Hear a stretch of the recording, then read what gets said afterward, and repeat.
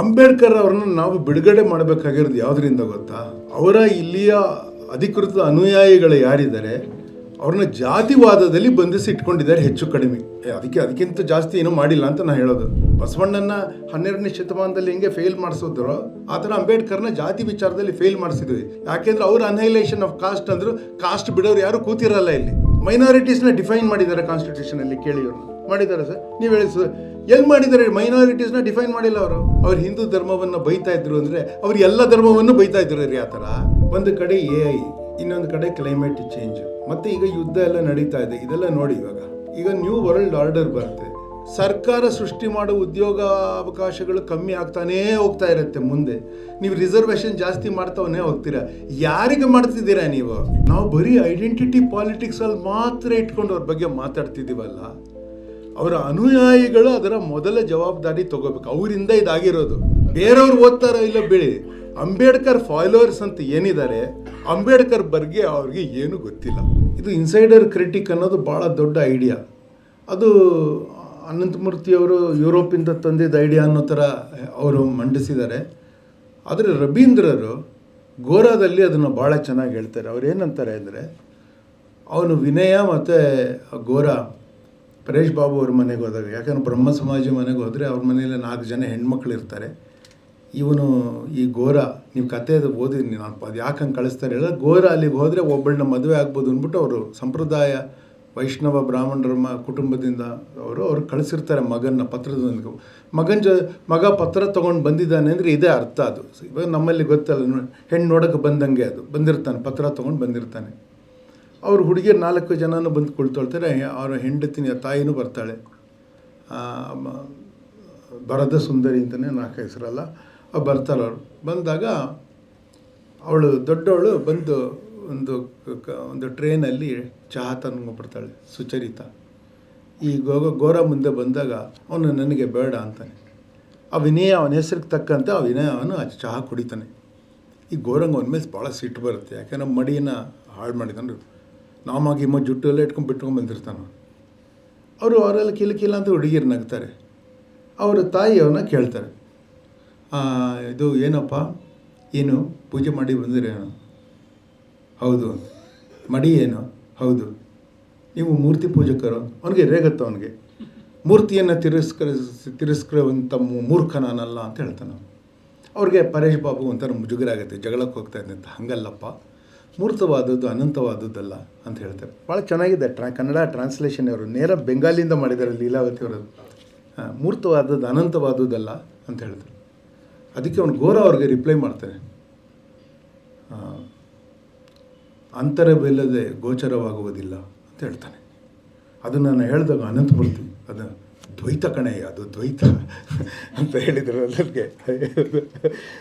ಅದು ನಿಜ. ಆಮೇಲೆ ಆಚೆ ಹೋದಾಗ ವಿನಯನ ಜೊತೆ ಜಗಳ ಆಡಿ ಹೋಗ್ತಾನೆ. ಅವನು ಒಬ್ಬರು ಮಾತಾಡಿಸ್ತಾ ಇರಲ್ಲ. ಅವನು 6 ಅಡಿ ಇರ್ತಾನೆ, ಬೇಗ ನಡ್ಕೊಂಡು ಹೋಗ್ತಾನೆ. ನಿನ್ನ ಜೊತೆ ಅಷ್ಟು ಬೇಗ ಹೆಜ್ಜೆ ನಾನು ಬೆಳೆಸೋಕ್ಕಾಗೋದಿಲ್ಲೋ, ನಿಧಾನವಾಗಿ ಹೋಗು ಅಂತ ಹೇಳಿದ್ರೆ, ನನ್ನ ಜೊತೆ ಯಾಕಪ್ಪ ನೀನು ತುಳಿಬೇಕು ಹೆಜ್ಜೆನ? ನೀನು ಬೇರೆ ದಾರಿ ಹಿಡಿದಿದೆಯಲ್ಲ, ನೀನು ಲಿಬರಲ್ಲು, ಹೋಗು ನೀನು, ನಾನು ದಾರಿ ಹಿಡ್ಕೊಂಡು ಹೋಗ್ತೀನಿ ಅಂತ. ಅವನು ಆಮೇಲೆ ಪಕ್ಕ ಸಲ್ಕ್ ಮಾಡ್ಕೊಂಡು ಕೂತಿರ್ತಾರೆ. ಅವನು ವಿನಯ ಹೇಳ್ತಾನೆ, ಒಂದು ಚಹಾ ಕುಡಿದು ಒಂದು ಸಂಸ್ಕೃತಿ ನಾಶ ಆಗುತ್ತೆ ಅನ್ನೋದಾದರೆ ಅದು ನಾಶ ಆಗೋದು ಬೆಟರ್ ಅಂತ ಹೇಳ್ತಾನೆ. ಅದನ್ನು ಆ್ಯಕ್ಚುಲಿ ನಾಟಕದಲ್ಲಿ ಆ ಲೈನ್ ಬಂದಾಗ ಎಲ್ಲ ಜೋರಾಗಿ ಚಪ್ಪಾಳೆ ತಟ್ತಾರೆ. ಆದರೆ ಗೋರನ್ ಲೈನ್ ನೆಕ್ಸ್ಟ್ ಬರೋದ್ರಿಂದ ತಣ್ಣಗಾಗ್ಬಿಡ್ತಾರೆ. ಅವನೇನು ಹೇಳ್ತಾನೆ, ಹಾಗಲ್ಲ, ನಮ್ಮ ಸಮಾಜದಲ್ಲಿ ತುಂಬ ದೋಷಗಳಿವೆ, ಅದನ್ನು ನಾವು ತಿದ್ಕೋಬೇಕು. ಅದಕ್ಕೆ ನಾವು ಮಾತಾಡಿ ನಮ್ಮ ಜನರ ಜೊತೆ ನಿಂತು ಅವ್ರಿಗೆ ಮನದಟ್ಟು ಮಾಡಿಸ್ಕೊಡ್ಬೇಕು. ಇದೆಲ್ಲ ತಪ್ಪಿದೆ ಅಂತ ಆ ಕೆಲಸ ನಾವು ಒಳಗಡೆಯಿಂದ ಮಾಡ್ತಾ ಇರಬೇಕು. ನಾವು ಅದನ್ನು ಬಿಟ್ಟು ಬೇರೆಯವರಾಗಿ ಮಾತಾಡಿದ್ರೆ ನಮ್ಮ ಮಾತು ಕೇಳುವ ಅಗತ್ಯ ಅವ್ರಿಗಿರೋದಿಲ್ಲ. ಅದಕ್ಕಾಗಿ ಇನ್ಸೈಡರ್ ಆಗಿರಬೇಕು ಅಂತ ಹೇಳ್ತಾನೆ ಅವನು. ನಾನು ನಿಮ್ಗೆ ಯಾಕೆ ಹೇಳ್ತೀನಿ ಅಂದರೆ, ಅವರು ಹರೀಶ್ ಅವರು ವಿದ್ವತ್ಪೂರ್ಣ ಭಾಷಣದಲ್ಲಿ ಅವರು ಹೇಳಿದಾಗ ನೋಡಿ, ಅವರಲ್ಲಿ ಹದೀಸಲ್ಲಿ ಏನಿದೆ, ಶರಿಯತ್ತಲ್ಲಿ ಏನಿದೆ, ಅದು ಶರಿಯತ್ತನ್ನು ತಂದು ಇದ್ರ ಮೇಲೆ ತಂದಿಟ್ಟಿರ್ತು. ಅದು ಸ್ಟೇಪಲ್ ಮಾಡಿ 35A ತಂದುಬಿಟ್ಟು ಕಾನ್ಸ್ಟಿಟ್ಯೂಷನ್ ಮೇಲೆ ಇಟ್ಟಿದ್ದಾರೆ. ಅದೇ ಅವ್ರಿಗೇನಿದೆಲ್ಲ ಅದು ಮಾಡಿದ್ರು. ಅವ್ರು ಹೇಳಿದ್ರಲ್ಲ, ನೋಡಿ ನಮ್ಮಲ್ಲಿ ಚೈಲ್ಡ್ ಮ್ಯಾರೇಜು ತಪ್ಪಲ್ವಾ? ಅದನ್ನು ಬ್ಯಾನ್ ಮಾಡಿದ್ರು ಕಾನೂನಲ್ಲಿ. ನಮ್ಮಲ್ಲಿ ಇದು ವಿಧವೆಯರಿಗೆ ನೀವು ಇಲ್ಲ ಇದು ಕಾಶಿ ಬನಾರಸಿಗೆ ಕಳಿಸ್ಬಿಡೋದು, ಅಥವಾ ಅವ್ರಿಗೆ ತಲೆ ಬೋಳಿಸೋದು, ಅದು ಅವ್ರಿಗೆ ಬಳೆಯಿಂದ ಹೊಡೆಸೇನೋ ಮಾಡೋದು, ಅದನ್ನೆಲ್ಲ ಕಂಪ್ಲೇಂಟ್ ಮಾಡಿದ್ರೆ ಅದು ತಪ್ಪದು, ಮಾಡೋಂಗಿಲ್ಲ. ಡೌರಿ ತೊಗೊಳ್ಳೋದು ಕ್ರೈಮು, ಒಫೆನ್ಸು, ಮಾಡೋಂಗಿಲ್ಲ. ಆ ಥರದ್ದು ಅನ್ಟಚಬಿಲಿಟಿ ಒಫೆನ್ಸು, ನಾನ್ ಬೇಲೇಬಲ್ ಒಫೆನ್ಸು, ಮಾಡೋಂಗಿಲ್ಲ. ನಾನು ಏನು ಹೇಳ್ತಿದ್ದೀನಿ, ನಮ್ಮಲ್ಲಿ ಏನೇನು ದೋಷಗಳಿತ್ತೋ ಅದನ್ನೆಲ್ಲ ಮಾಡೋಂಗಿಲ್ಲ ಅಂತ ಹಿಂದೂಗಳೇ ಹೇಳಿ ಹಿಂದೂಗಳಾಗೆ ಉಳಿದಿದ್ದಾರೆ ಅವರು, ಸನಾತನಿಗಳಾಗೆ ಉಳಿದಿದ್ದಾರೆ ಅವರು. ಸನಾತನದಲ್ಲಿ ಇದು ತಪ್ಪು ಅಂತ ಹೇಳೋದು ಸನಾತನನೇ. ನಾನು ಇಲ್ಲಿ ಬರೋಕ್ಕೆ ಮುಂಚೆ ಅವ್ರಿಗೆ ಏನು ಹೇಳಿದೆ ಅಂದರೆ, ಅಂಬೇಡ್ಕರ್ರು ಅವ್ರು ಹೇಳಿದ್ರು, ಅವರು I assure you I was born a Hindu but I will not die a Hindu ಅಂತ ಹೇಳಿದ್ರು ಅವರು. ಅದು ಹೇಳಿದ್ದಕ್ಕೇನೋ ಹಠಕ್ಕೆ, ಭಾಳ ಹಠಮಾರಿ ಸ್ವಭಾವ ಇತ್ತು ಅವ್ರಿಗೆ. ಅವ್ರು ಹೇಳಿದ್ದಕ್ಕೆ ಅವರು ಬುದ್ಧಿಸ್ಟ್ ಆದರು. ಎಷ್ಟು ದಿನ ಬುದ್ಧಿಸ್ಟ್ ಆಗಿದ್ರು? ಅಷ್ಟೇ ಅಲ್ಲ. ಅಂದರೆ ನೋಡ್ರಿ, ನಾನು ಕಾಂಪೌಂಡ್ ಇರುತ್ತೆ ಅಂತ ಇಟ್ಕೊಳ್ಳಿ. ಕಾಂಪೌಂಡಿಂದ ನೀವು ಹೊರಗಡೆ ಹೋದ್ರಿ ಅಂದರೆ ಎಲ್ಲ ಹೊರಗಡೆ ಹೋದ್ರಿ ಅಂತ ಗೊತ್ತಾಗತ್ತೆ. ಕಾಂಪೌಂಡ್ ಹೇಳ್ತಿದ್ರೆ ಹೊರಗಡೆ ಹೋದ್ರೆ ಎಲ್ಲಿಗೆ ಹೋದ್ರಿ ನೀವು?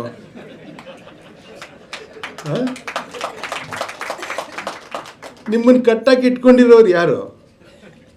ಇದು ಬಿಟ್ಟೋಗೋದು ಹೆಂಗೆ? ಅಲ್ಲಿ ನೀವು ಇದ್ದು ಬೈತಾ ಇದ್ರು ಸರಿ, ಹೊರಗಡೆ ಹೋಗಿ ಬೈತಾ ಇದ್ರು ಸೇಮ್ ಡಿಫ್ರೆನ್ಸ್. ಹೊರಗಡೆ ಹೋದರೆ ನಿಮ್ಮ ಮಾತು ಕೇಳಲ್ಲ, ಇದ್ದು ಬೈತಾ ಇದ್ರೆ ಕೇಳ್ತಾರೆ. ಅದಷ್ಟೇ ಡಿಫ್ರೆನ್ಸ್ ಇರೋದು. ನಾನು ಯಾಕೆ ಹೇಳ್ತೀನಿ ಇವಾಗ ಅಂದರೆ, ಅಂಬೇಡ್ಕರ್ ಅವ್ರನ್ನ ನಾವು ಬಿಡುಗಡೆ ಮಾಡಬೇಕಾಗಿರೋದು ಯಾವುದರಿಂದ ಗೊತ್ತಾ? ಅವರ ಇಲ್ಲಿಯ ಅಧಿಕೃತ ಅನುಯಾಯಿಗಳು ಯಾರಿದ್ದಾರೆ ಅವ್ರನ್ನ ಜಾತಿವಾದದಲ್ಲಿ ಬಂಧಿಸಿ ಇಟ್ಕೊಂಡಿದ್ದಾರೆ ಹೆಚ್ಚು ಕಡಿಮೆ. ಅದಕ್ಕಿಂತ ಜಾಸ್ತಿ ಏನೂ ಮಾಡಿಲ್ಲ ಅಂತ ನಾನು ಹೇಳೋದು. ಅನ್ನಹಿಲೇಷನ್ ಆಫ್ ಕಾಸ್ಟ್ ಅಂತ ಬರೆದಿರೋರು ಅವ್ರ ಹೆಸರು ಹೇಳ್ತಾನೆ. ಬರೀ ಕಾಸ್ಟನ್ನು ಪ್ರಮೋಷನ್ ಮಾಡ್ತಾಯಿದ್ರೆ ನೀವು ಜನಕ್ಕೆ ಯಾವ ಥರ ದ್ರೋಹ ಮಾಡ್ತಾ ಇದ್ದೀರಾ ಅನ್ನೋದು ಹೇಳ್ತೀನಿ. ಒಂದು 3-4 ವಿಷಯ ಹೇಳಿ ನಾನು ಮುಗಿಸ್ತೀನಿ. ನೋಡಿ, ಮೊದಲನೇದೇ ಹೇಳ್ತೀನಿ ಕೇಳಿ. ಈಗ ಒಂದು ಕಡೆ AI, ಇನ್ನೊಂದು ಕಡೆ ಕ್ಲೈಮೇಟ್ ಚೇಂಜು, ಮತ್ತು ಈಗ ಯುದ್ಧ ಎಲ್ಲ ನಡೀತಾ ಇದೆ. ಇದೆಲ್ಲ ನೋಡಿ, ಈಗ ನ್ಯೂ ವರ್ಲ್ಡ್ ಆರ್ಡರ್ ಬರುತ್ತೆ. ನ್ಯೂ ವರ್ಲ್ಡ್ ಆರ್ಡರಲ್ಲಿ ಈ ಕಮ್ಯುನಿಸ್ಟು, ಕ್ಯಾಪಿಟಲಿಸ್ಟು, ಈ ಕಾನ್ವರ್ಸೇಷನ್ ಹೊರಟೋಗಿರುತ್ತೆ, ಅದು ಇರೋದಿಲ್ಲ. Elon Musk will become the world's first trillionaire. He'll be richer than more than 200 countries of the world. ಒಂದು ವ್ಯಕ್ತಿ, ಒನ್ ಪರ್ಸನ್. ಟ್ರಿಲಿಯನ್ ಅಂದರೆ ಒನ್ ಆದಮೇಲೆ 12 ಸೊನ್ನೆ ಹಾಕಬೇಕು ಡಾಲರು. ಇಂಡಿಯಾ ಅಂದರೆ ಅದಕ್ಕೆ 2 ಸೊನ್ನೆ ಹಾಕಿ ಆಯಿತಾ, ರೂಪಿ ಅಂದರೆ ಅಷ್ಟು ದುಡ್ಡು ಒಬ್ಬನ ಹತ್ರ ಇರುತ್ತೆ. ಅವ್ರು ಏನು ಟೆಕ್ನಾಲಜಿ ಕೊಡ್ತಾರೋ ಅದನ್ನು ನೀವು ಅವಲಂಬಿಸಬೇಕು. ನಾವು ಮಾಡಲ್ಲ ಅನ್ಬೇಡಿ. ಇಲ್ಲಿ ಸೆಲ್ ಫೋನ್ ಕೊಂಡ್ಕೊಳ್ದೇ ಇರೋರು ಯಾರು ಇದ್ದರೆ ಕೈ ಎತ್ತಿ, ಅಷ್ಟೇ ಅಲ್ವಾ? ನಾವು ಮಾಡ್ತೀವಿ. ನಮಗೆ ಅವರು ನಮ್ಮ ಮೇಲೆ ಅವ್ರು ಏನು ಹೇಳ್ತಾರೋ ನಾವು ಒಪ್ಕೊಳ್ತೀವಿ ನಾವು. ಯಾಕೆಂದರೆ ನಿಮಗೆ ಬೇರೆ ಏನೂ ಸಿಗೋದಿಲ್ಲ. ಇಲ್ಲ, ನನ್ನ ಮಕ್ಕಳನ್ನು ನಾನು ಸರಿಯಾಗಿ ಶಾಲೆಗೆ ಕಳಿಸ್ತೀನಿ ಅಂದರೆ ಶಾಲೆ ಇರೋದಿಲ್ಲ ನೀವು ಕಳಿಸೋದಕ್ಕೆ. ನಾನು ಸೆಲ್ಯುಲಾಯ್ಡಲ್ಲೇ ನಾನು ಸಿನಿಮಾ ಮಾಡ್ತೀನಿ ಅಂತ ಕ್ರಿಸ್ಟೋಫರ್ ನೋಲನ್ ಹೇಳ್ದವನು. ಸೆಲ್ಯುಲಾಯ್ಡಲ್ಲೇ ಮಾಡ್ತೀನಿ ಅಂತ. ಕೋಡ್ಯಾಕು ಮುಚ್ಚಿತು, ಫೂಜಿ ಫಿಲ್ಮು ಮುಚ್ಚಿತು. ಸೆಲ್ಯುಲಾಯ್ಡ್ ಇಲ್ಲ, ಅಷ್ಟೇ. ಇನ್ವೆಸ್ಟರ್ ಇರೋದಿಲ್ಲ. People have money will control the deployment of technology. ಟೆಕ್ನಾಲಜಿಗೆ ವ್ಯಾಲ್ಯೂ ಇರೋದಿಲ್ಲ. ಗುಡ್ ಆ್ಯಂಡ್ ಬ್ಯಾಡ್ ವ್ಯಾಲ್ಯೂ ಇರೋದಿಲ್ಲ. ಗುಡ್ ಅವರು ಬಂದರೆ ಗುಡ್ ಬಳಸ್ತಾರೆ, ಬ್ಯಾಡ್ ಅವರು ಇದ್ರೆ ಬ್ಯಾಡ್ ಬಳಸ್ತಾರೆ, ಆಯಿತಾ? ಹಣ ಪ್ರಾಫಿಟ್ ಮಾಡಬೇಕು ಇನ್ನವರು ಹೆಂಗೆ ಬಳಸ್ತಾರೆ ಅಂದರೆ ಎಲ್ಲರಿಗೂ ಸೇರಬೇಕು, ಆದಷ್ಟು ದೊಡ್ಡ ಮಾರ್ಕೆಟ್ ಇರಬೇಕು, ಈ ಥರ ಮಾಡ್ತಾರೆ. ಇದನ್ನು ಯಾಕೆ ಹೇಳ್ತಿದ್ದೀನಿ ನಾನು ಅಂದರೆ, ಮುಂದೆ ನೀವೆಲ್ಲ ನೋಡಿ, ನಿಮ್ಮ ಆ್ಯಾವ್ರೇಜ್ ವಯಸ್ಸು ನೋಡಿ ನಾನು ಹೇಳ್ತೀನಿ. ನಿಮಗೆ ನೆನಪಿದೆಯಾ, ಒಂದು 20-25 ವರ್ಷದ ಹಿಂದೆ ಅಲ್ಲಿವರೆಗೂ ಪತ್ರಿಕೆಗಳಲ್ಲಿ ಫುಲ್ ಪೇಜ್ ಅಡ್ವರ್ಟೈಸ್ಮೆಂಟ್ ಬರೋದು. Banking exam, LIC exam, national insurance exam, public sector HL, HMT, BL exams ಪ್ರತಿ ವರ್ಷ ಬರೋದು ಫುಲ್ ಪೇಜ್ ಅಡ್ವರ್ಟೈಸ್ಮೆಂಟು. ಇಷ್ಟು ಜಾಬ್ಸ್ ವೇಕೆನ್ಸೀಸ್ ಇರುತ್ತೆ, ಈ ಎಕ್ಸಾಮ್ ಬರೆದ್ರೆ ನಿಮ್ಗೆ ಇಲ್ಲಿ ಅಬ್ಸರ್ವ್ ಮಾಡ್ಕೊಳ್ತೀವಿ ಅಂತ. ನಾನು 20 ವರ್ಷದಲ್ಲಿ ನೋಡಿಲ್ಲ ಈಗ ಅಡ್ವರ್ಟೈಸ್ಮೆಂಟ್ಸು, ಆಯಿತಾ? ಈಗ AI ಬಂದಿದೆ. ಸರ್ಕಾರ ತುಂಬ ಈಸಿಯಾಗಿ ಸಾಲ್ವ್ ಮಾಡಿದೆ ಅದು. ಇಲ್ಲಿ ಇವರು ಲೇ ಆಫ್ ಮಾಡಿದ್ದಾರೆ ಅನ್ನೋದು ಪತ್ರಿಕೆಯಲ್ಲಿ ಬರುತ್ತೆ. ಅವ್ರು ಅಬ್ಸರ್ವೇ ಮಾಡೋದಲ್ಲ, ಜಾಬ್ಸ್ ತುಂಬಿಸೋದೇ ಇಲ್ಲ ಅವ್ರು. ಇವಾಗ ಸರ್ಕಾರ, ನೀವು ರಿಟೈರ್ ಆದರೆ ಹೋಯ್ತು, ಖಾಲಿ ಆಯ್ತಾ ಜಾಗ, ಅಷ್ಟೇ. ಅದು ಬರ್ಕಾಸ್ತು, ಆ ಚೇರ್ ಖಾಲಿ, ಆಮೇಲೆ ಅಷ್ಟೇ. ನಿಮಗೆ ಸರ್ಕಾರ ಸೃಷ್ಟಿ ಮಾಡೋ ಉದ್ಯೋಗ ಅವಕಾಶಗಳು ಕಮ್ಮಿ ಆಗ್ತಾನೇ ಹೋಗ್ತಾ ಇರುತ್ತೆ. ಮುಂದೆ ನೀವು ರಿಸರ್ವೇಷನ್ ಜಾಸ್ತಿ ಮಾಡ್ತಾವನೇ ಹೋಗ್ತೀರಾ. ಯಾರಿಗೆ ಮಾಡ್ತಿದ್ದೀರಾ ನೀವು? ಕೆಲಸನೇ ಇಲ್ಲದೆ ಇದ್ದಾಗ ನೀವು ಏನು ರಿಸರ್ವೇಷನ್ ಮಾಡಿ ಇಟ್ಟಿದ್ದೀರಾ? ನಮಗೆ ಜಗಳ ಮಾಡ್ಕೊಂಡಿರೋದಕ್ಕಾಗಿದೆ. ನೀವು ರಿಸರ್ವೇಷನ್ ಪರ ಇಲ್ಲ, no I oppose reservation, I am for merit. Merit ಅಂದರೆ ಏನು? ಈ ಥರದ್ದು ಏನೋ ಮಾತು ಮಾಡ್ಕೊಂಡಿದ್ದೀವಿ ನಾವು. ಕೆಲಸನೇ ಇಲ್ಲ ಅಲ್ಲಿ. ಏನು ರಿಸರ್ವ್ ಮಾಡಿ ಇಡ್ತಿದ್ದೀರಾ ನೀವು? ಎಷ್ಟು ಜನಕ್ಕೆ ಇನ್ಕ್ರೀಸ್ ಮಾಡ್ತೀರಾ ನೀವು? ಇದು ಸುಳ್ಳು, ಬೋಗಸ್ ಇದು, ಆಯಿತಾ? ಅವ್ರು ಅದಕ್ಕೆ ಹೇಳಿದ್ದು ಅನೈಲೇಷನ್ ಆಫ್ ಕಾಸ್ಟ್ ಅಂತ. ಇದು ಒಂದು ಹೇಳ್ತೀನಿ.